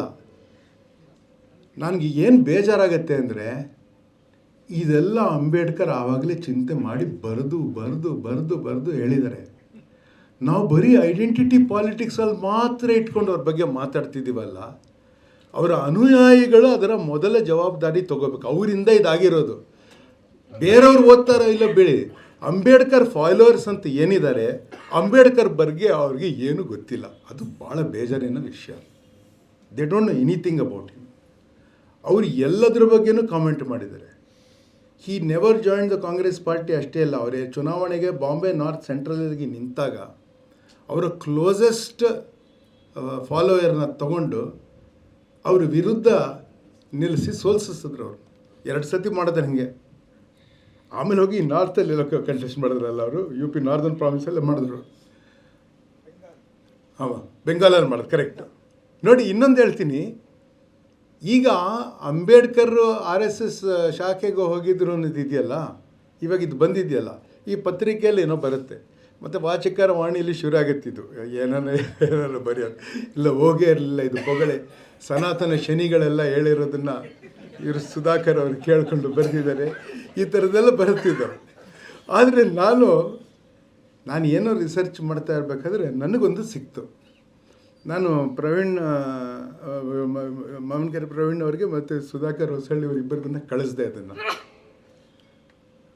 ಇವರು ಪಂಡಿತ್ ನೆಹರು ಇವ್ರಿಗೊಂದು ಪತ್ರ ಬರೀತಾರೆ, ಲೇಡಿ ಮೌಂಟ್ ಬ್ಯಾಟನ್ಗೆ, ಆಯಿತಾ. ಸರ್ಟಿಫಿಕೇಟ್ ಯಾರಿಂದ ಬೇಕಾಗಿಲ್ಲ ರೀ, ಯಾರಿಂದ ಬಂದಿದೆ ಹೇಳ್ತೀನಿ ಕೇಳಿ. ಒಂದು ಪತ್ರ ಬರೀತಾರೆ. ಆ ಪತ್ರ ಅವ್ರಿಗೆ ಕಳಿಸ್ತೀನಿ ನಾನು. ಆ ಪತ್ರದಲ್ಲಿ ಬರೀತಾರೆ ಅವರು, I am sad to tell you that Ambedkar has joined forces with Hindu extremists ಅಂತ ಪತ್ರಿಕೆಯಲ್ಲಿ ಬರೆದಿದ್ದಾರೆ. ಅವರು ಪತ್ರದಲ್ಲಿ ಬರೆದಿದ್ದಾರೆ. ಮತ್ತು ಚುನಾವಣೆಗೆ ನಿಂತಿದ್ದಾರೆ, ಅವರು ಸಪೋರ್ಟ್ ಮಾಡ್ತಾ ಇದ್ದಾರೆ ಅಂತ. ಮತ್ತು ಡೈರೆಕ್ಟ್ ಪ್ರೂಫ್ ಏನಂದರೆ, RSSನ ಸ್ವದೇಶಿ ಜಾಗರಣ ಮಂಚ ಫೌಂಡರ್ ಆದ ದತ್ತೋಪಂತ ಠೇಂಗಡಿ ಅವರು ಎಲೆಕ್ಷನ್ ಏಜೆಂಟ್ ಆಗಿದ್ದರು. ನೀವು ಏನಾರು ಬರ್ಕೊಳ್ಳಿ, ಅದು ನಡೆದಿದ್ದಲ್ಲ. ಓಕೆ, ನಾವು ಅಂಬೇಡ್ಕರ್ ಅಂಥವ್ರನ್ನ ಜಡ್ಜ್ ಮಾಡಬೇಕಾದ್ರೆ ನಾವು ಬಿಡಿ ಬಿಡಿಯಾಗಿ ಅವ್ರನ್ನ ನೋಡಬಾರ್ದು. ರಿಲಿಜನ್ ಬಗ್ಗೆ ಯಾರು ಮಾತಾಡಿದ್ರೂ ಸ್ಪಷ್ಟವಾಗಿ ಮಾತಾಡೋದಕ್ಕಾಗೋದಿಲ್ಲ. ಯಾಕೆಂದರೆ ನಂಬಿಕೆ, ಮೂಢನಂಬಿಕೆ ಮತ್ತು ಧರ್ಮ ಅಂತ ಕರಿತೀವಲ್ಲ, ಯಾಕೆಂದರೆ ರಿಲಿಜನ್ ಅನ್ನೋದಕ್ಕೆ ಪದ ಇಲ್ಲ ನಮ್ಮ ಹತ್ರ. ಭಾರತದಲ್ಲಿ ಯಾವ ಭಾಷೆಯಲ್ಲೂ ರಿಲಿಜನ್ಗೆ ಪದ ಇಲ್ಲ. ಅದರ ನಿರುಕ್ತಿ, ಅದರ ಎಟಿಮಾಲಜಿನೇ ಬೇರೆ ಕಡೆಯಿಂದ ಬಂದಿರೋದು. ನಮಗೆ ರಿಲಿಜನ್ ಅಂತ ಎಲ್ಲಿ ಬರುತ್ತೆ? ನಮಗೆ ಬರೋದೇ ಇಲ್ಲ. ದರ್ಶನ ಅಂತ ಹೇಳ್ಬೋದು ಅಷ್ಟೇ ನಾವು, ನಮ್ಮದು ರಿಲಿಜನ್ ಅಂತ ಎಲ್ಲಿ ಬರುತ್ತೆ? ಈಗ ನಮಗೆ ಈ ಪ್ರಾಬ್ಲಮ್ ಇರೋದರಿಂದ, ನಮಗೆ ರಿಲಿಜನ್ ಅನ್ನೋದೇ ನಮಗೆ ಕಷ್ಟವಾದ ಪದ ಇರೋದರಿಂದ ಅದ್ರ ಬಗ್ಗೆ ಯಾರೇ ಮಾತಾಡಿದ್ರೆ, ಅಂಬೇಡ್ಕರ್ ಅಲ್ಲ, ನೀವು ನಮ್ಮ ಮಕ್ಕಳಿಗೆ ಎಕ್ಸ್ಪ್ಲೇನ್ ಮಾಡಬೇಕಾದ್ರೂ ನಮಗೆ ಕಷ್ಟ ಇರುತ್ತೆ ಏನು ಅಂತ. ನಮ್ಮ ಮಕ್ಕಳು ಗಣೇಶ ಇದು ಶಿವ ಯಾಕೆ ಗಣೇಶನ ಕತ್ತನ್ನು ಕಡ್ದಾಕ್ಬಿಟ್ಟ ಅಂತ ಹೇಳಿದ್ರೆ ಅದನ್ನು ಉತ್ತರ ಕೊಡ್ತಾ ಕೂತಿರೋದು ಭಾಳ ಕಷ್ಟ. ಅದು ಕೊಡೋಕ್ಕೆ ಹೋಗ್ಬಾರ್ದು ಅದನ್ನು, ಆ ಥರ ಅಲ್ವಾ? ಅದನ್ನು ನೀನು ಮೆಟಫರ್ ಆಗಿ ನೋಡಬೇಕಪ್ಪ, ಈ ಥರದ್ದೇನೋ ಹೇಳಿ ನಿಲ್ಲಿಸ್ಬಿಡ್ಬೇಕು ಅದನ್ನು. ಯಾಕಂದರೆ ಯಾವಾಗೂ ಒಂಥರ ಅವ್ರ ತಲೆಯಲ್ಲಿ ಬರುತ್ತೆ ಅದು ಏನಿರ್ಬೋದು ಅಂತ. ನಾನು ಆ ಕಡೆ ಹೋಗಲ್ಲ ಇವಾಗ, ಯಾಕಂದ್ರೆ ನನಗೊಂದು ಎಕ್ಸ್ಪ್ಲನೇಷನ್ ಇದೆ ಅದಕ್ಕೆ. ನಾವು ಎಲ್ಲರೂ ಹುಡ್ಕೊಳ್ತಾರೆ. ನೀವು ಅದಕ್ಕೆ ಎಲ್ಲದಕ್ಕೂ ಪರ್ಫೆಕ್ಟ್ ಎಕ್ಸ್ಪ್ಲನೇಷನ್ ಇರುತ್ತೆ. ಹೆಂಡತಿನ ಹೇಗೆ ಹೊಡಿಯೋದು ಅಂತೆಲ್ಲ ವೀಡಿಯೋ ಇದೆಯಲ್ಲ ಈಗ, ಏನು ನೋಡಿಲ್ಲನ್ರಿ ಯಾರು ನೀವು? ಹೆಂಡತಿನ ಹೋಗಿ ಹೊಡೆದಾಗ ಎಲ್ಲೆಲ್ಲಿ ಹೊಡಿಬೇಕು, ಬೋನ್ ಹೊಡೆದಾಕಬಾರ್ದು, ವೇನ್ಸ್ ಎಲ್ಲರೂ ಇದ್ದರೆ ಅದು ಕಟ್ಟಾಗಬಾರ್ದು ಅಂತೆಲ್ಲ ಅದು ಇದೆ, ಅದು ಗೊತ್ತಾ ವೀಡಿಯೋಸು? ಆ ಥರ ಎಲ್ಲ ಮಾಡೋಕ್ಕೆ ಹೋಗ್ಬಾರ್ದು. ಎಲ್ಲದಕ್ಕೂ ರಿಲಿಜನಿಗೆ ಯಾರು ಎಕ್ಸ್ಪ್ಲನೇಷನ್ ಕೊಡೋದಕ್ಕೆ ಆಗೋದಿಲ್ಲ. ಯಾರು ಹುಟ್ಟಿಲ್ಲ ರಿಲಿಜನ್ ಏನು ಅಂತ ಎಕ್ಸ್ಪ್ಲೇನ್ ಮಾಡೋದಕ್ಕೆ. ಅದದು ಅವರವರ ನಂಬಿಕೆ ಅಷ್ಟೇ. ಅದನ್ನು ಮಾಡೋಕ್ಕಾಗಲ್ಲ. ಅದರಲ್ಲಿ ಕಾಂಟ್ರಡಿಕ್ಷನ್ ಹುಡುಕ್ಬಿಟ್ಟು ಅವ್ರು ಹಿಂದೂ ಧರ್ಮವನ್ನು ಬೈತಾಯಿದ್ರು ಅಂದರೆ ಅವ್ರು ಎಲ್ಲ ಧರ್ಮವನ್ನು ಬೈತಾಯಿದ್ರು ರೀ. ಆ ಥರ ಎಲ್ಲದರಲ್ಲೂ ತಪ್ಪಿದೆ. ನಾನು ಹೇಳಿದೆ ಅವ್ರು ಪೇಗನ್ ಹೀದನ್ ಅನ್ನೋದು ಇದೆಯಲ್ಲ, ಅದೆಲ್ಲ ಈ ಪುಸ್ತಕದಲ್ಲಿ ಆ ಪುಸ್ತಕದಿಂದ ಬಂದಿರೋದು. ಅಂದರೆ ಅವರು ಅದನ್ನ ಬಿಟ್ಟಿದ್ದಾರೆ, ಇವರು ಅದನ್ನ ಬಿಟ್ಟಿಲ್ಲ. ಅದನ್ನ ಇಟ್ಕೊಂಡು ಓಡಾಡ್ತಾ ಇದ್ದಾರೆ. ಇಲ್ಲೋ ಅಲ್ಲ, ಸ್ವಲ್ಪ ಅವರಲ್ಲಿ ವಿಜ್ಞಾನ ಅಲ್ಲ. ಆಯಿಲ್ ಇಲ್ಲದೆ ಹೋಗಿದ್ದರು ಅವ್ರ ಬೆಳವಣಿಗೆ ಬೇರೆ ಥರ ಆಗ್ತಾಯಿತ್ತು. ಈಗ ಆ ಕಾಲ ಬರುತ್ತೆ. ಈಗ ಆ ಕಾಲ ಈಗ ನ್ಯೂ ವರ್ಲ್ಡ್ ಆರ್ಡರ್ ಬಂದಾಗ ನಾವು ಬದಲಾಗ್ತೀವಿ ಅಂದರೆ ಅಟ್ಲೀಸ್ಟ್ ನಮ್ಮ ಮುಂದಿನ ಪೀಳಿಗೆಗೆ ನಾವು ಸ್ವಲ್ಪ ಕಲಿತು ಅವರು ಕಲಿಯೋದಕ್ಕೆ ಅವಕಾಶ ಮಾಡಿಕೊಡ್ಬೇಕು. ಅಂದರೆ ನಮಗೆ ಸುಧಾಕರ್ ಹೊಸಳ್ಳಿ ಅಂಥವ್ರು ಬೇಕು. ಹೊಸದಾಗಿ ಧೈರ್ಯವಾಗಿ ಎಲ್ಲ ಥರದ ಬೆದರಿಕೆಯನ್ನು ಎದುರಿಸಿ ಸಂಶೋಧನೆಯನ್ನು ಅವಲಂಬಿಸಿ ಅವರ ವಿಚಾರಗಳನ್ನು ಮಂಡಿಸುವ ಒಂದು ಧೈರ್ಯ ಅವ್ರು ಎದೆಗಾರಿಕೆ ಅವ್ರು ಏನು ತೋರಿಸಿದ್ದಾರೆ ಅದನ್ನು ಮೆಚ್ಚಬೇಕು. ಅಷ್ಟೇ ಅಲ್ಲ, ಅದು ನಮ್ಗೆ ಅಗತ್ಯ ಅಂತ ನಾವು ತಿಳ್ಕೊಬೇಕಾಗಿದೆ. ಇವಾಗ ನೋಡಿ, ಅವರು ಹೇಳಿದ ಸರಿ, ಎಷ್ಟು ಬಂದಿದ್ದಾರೆ ಈ ಥರ ಪುಸ್ತಕಗಳು ಅಂಬೇಡ್ಕರ್ ಬಗ್ಗೆ ನಮ್ಮಲ್ಲಿ ಬಂದಿಲ್ಲ. ಅವ್ರಿಗೆ ಫೋಟೋ ಹಾಕೋಕ್ಕೆ ಲಾಯ್ಕು, ಸ್ಟ್ಯಾಚು ಕಟ್ಟೋಕ್ಕೆ ಲಾಯ್ಕು, ಆ ಥರ ಮಾಡಿಟ್ಟಿದ್ದೇವೆ ಅಷ್ಟೇ ಹೊರತು ಅವ್ರು ಹೇಳಿದ್ದು ಏನು ಕೇಳಿಸ್ಕೊಂಡು ತಿಳ್ಕೊಳ್ಳೋಕ್ಕೆ ಹೋಗಿಲ್ವಲ್ಲ ನಾವು. ಅದು ನಮ್ಮದು ದೊಡ್ಡ ತಪ್ಪಾಗಿದೆ ಅಂತ ಹೇಳ್ತೀನಿ. ಅದಕ್ಕಾಗಿ ಇದು ದೊಡ್ಡ ಕೆಲಸ. ನನ್ನ ಕರೆಸಿರೋದು ನಮಗೇನು ಗೊತ್ತಿರುತ್ತೆ, ನಾವು ತಪ್ಪು ಮಾಡೋದು ಜಾಸ್ತಿ ಇರುತ್ತೆ. ಅವ್ರು ಹೇಳಿದ್ರು, ನಾನು ಈ ಟನಲ್ ರೋಡ್ ವಿರುದ್ಧ ಫೈಟ್ ಮಾಡಬೇಕಾದ್ರೆ ನಿಮ್ಗೇನು ಗೊತ್ತು ಟನಲ್ ರೋಡ್ ಬಗ್ಗೆ ಅಂದರೆ, ನನಗೆ ಗೊತ್ತಿಲ್ಲದೆ ಇದ್ರೆ ಪರವಾಗಿಲ್ಲ ರೀ, ನಾನು ಪ್ರಶ್ನೆ ಕೇಳ್ತೀನಿ ಅಷ್ಟೇ, ಅವ್ರಿಗೂ ಗೊತ್ತಿಲ್ಲದೆ ಮಾಡೋದು ಪ್ರಾಬ್ಲಮ್ ಆಗುತ್ತೆ ಅಂತ ಹೇಳ್ತಾರೆ. ಅದಕ್ಕೆ ನಾವು ಅಟ್ಲೀಸ್ಟ್ ವಿಚಾರಕ್ಕೆ ಸಿಗಬೇಕು, ಕೇಳಿಸ್ಕೋಬೇಕು, ನಮಗೆ ಅರ್ಥ ಆಗ್ತಿದ್ದನ್ನು ಕೇಳಿ ತಿಳ್ಕೋಬೇಕು ಅಂತ ಹೇಳಿ ನಾನು ನಮ್ಮ ಮಾತು ಮುಗಿಸ್ತೀನಿ. ನಮಸ್ಕಾರ.